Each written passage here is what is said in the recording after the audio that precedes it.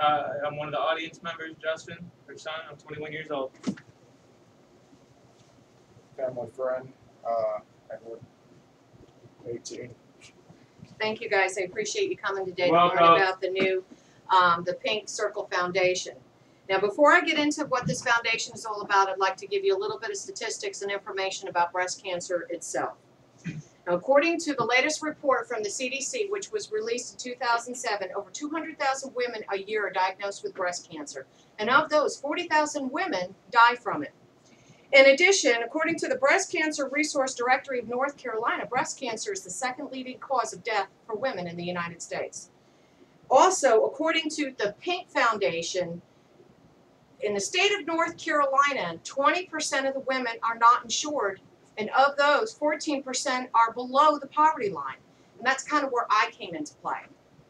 When I was many years ago, when I was diagnosed with breast cancer, I found that there were very little resources, if any, for treatment and reconstructive surgery. They had plenty of support groups, but they didn't have the resources financially for me to get the services that I need. So that's where this foundation comes into play. My goal is to create this the Pink Circle Foundation of North Carolina and raise money throughout the year to provide services for women. And the services that I'd like to provide would be to pay for medical treatments, because they're so expensive between the chemotherapy, the radiation, reconstructive surgery, and all the follow-up visits, as well as medications. It's astronomical. But also like to have, additional support groups for the women that are part of our organization, as well as for their families, because it's not just the woman that's suffering through the breast cancer, the family suffers alongside her.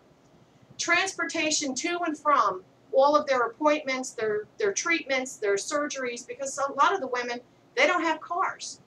And it's very difficult for them to get back and forth to some of the treatment facilities. And then last but not least, home health medical care, especially for the women in the final stages, or women who have just had surgery and they need nurses to come and help them take care of themselves because their family's at work or whatever reason they may have, because they can't provide the services for themselves.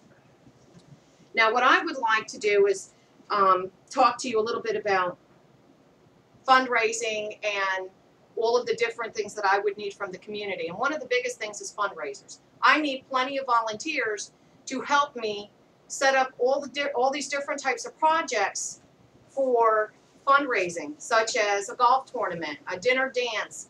To sell tickets, I need people to sell tickets. I also need people to go out within the community to talk to the businesses to also lend their support to all these different things, such as, when we have the golf tournament, there's the beer and wine company or the soda company and all that. They set up booths throughout the tournament and provide refreshments. But the other thing I need is for people to help raise money itself, man the phones, go out and solicit to your neighbors, your co-workers, and anybody that you can think of to donate money to the foundation. Now, one of the great things about this is this foundation is set up for your donations, whether it be cash assistance, if we decide to do a rummage sale, and everybody brings in all of the things, clean out their basements, their attics, and their closets, and bring things in. All of that is tax deductible. In addition to all of that, I would also like volunteers to be available to help set up the programs itself, such as the support groups, and someone to help set up the transportation, making sure that there's a schedule so that way we can service as many people as possible without causing too much disruption to their own lives, as well as whatever else we may need volunteers for.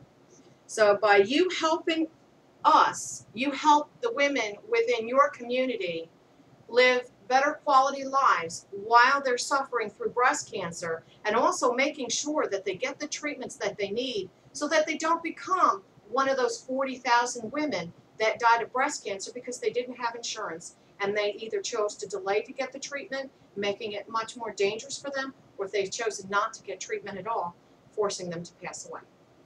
After we're all finished here, I'm available to answer any questions you may have about the foundation, especially some more details on the tax information. And I want to thank you very much for taking the time to come and listen to me today. And I hope I have your support. Thank you. Okay, now you can walk in front of us.